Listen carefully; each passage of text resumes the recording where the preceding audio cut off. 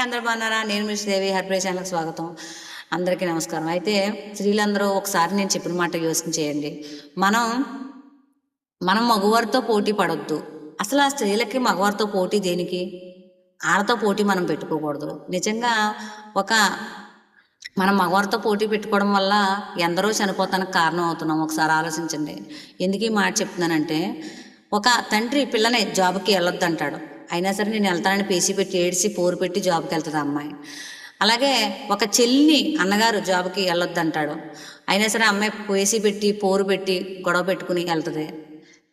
ఒక భార్యని భర్త జాబ్కి వెళ్ళొద్దు, మనకి డబ్బులు ఉన్నాయి, బోళ్ళు ఉన్నాయి, నేను అన్నీ చూసుకుంటున్నాను, నువ్వు ఎందుకు వెళ్ళాలంటాడు. అయినా సరే అమ్మాయి ఆ యొక్క భార్య నేను జాబ్కి వెళ్తాను, ఇంట్లో పర్మిషన్ పెడతానంటది. ఎందుకు మనం ఇలాంటి పనులు చేయడం? మనం అలాంటి పనులు చేయొద్దు. మనం పురుషులకు సహకరించాలి, అప్పుడే వాళ్ళు మనల్ని అర్థం చేసుకుంటారు. మనం తప్పదో, మనకి ఇంట్లో మగవారి సహాయం లేదన్నప్పుడే జాబ్ చేయండి.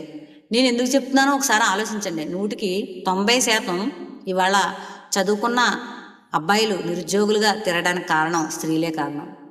తప్పనిసరి పరిస్థితుల్లో మనకు జాబ్ అవసరం అనుకుంటే గృహిణి అయినా చేయాలి, లేదా ఒక కూతురైనా కోడలైనా లేకపోతే ఒక చెల్లెలైనా కూడా చేయాల్సి ఉంటుంది. నేను దాన్ని తప్పన్నా.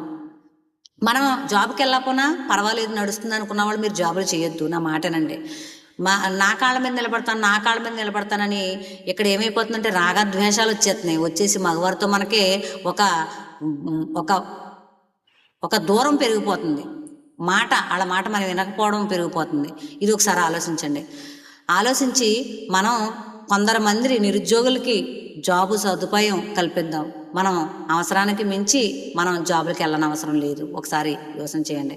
మనం ఇంట్లో ఉండి అత్తగారిని, మామగారిని, భర్తని, పిల్లల్ని అన్నీ చూసుకుంటూ సత్సంగాలు చేసుకుంటూ దైవారాధన చేసుకుంటూ చక్కగా గృహిణి ధర్మం చేస్తే అది దైవికంగా మారుతుంది. చక్కటి తత్వం, ఇహపరాలు పొందుతాం. ఈ కాన్సెప్ట్ నచ్చినట్టయితే హర్ప్రే ఛానల్ లైక్ చేయండి, షేర్ చేయండి. బాయ్.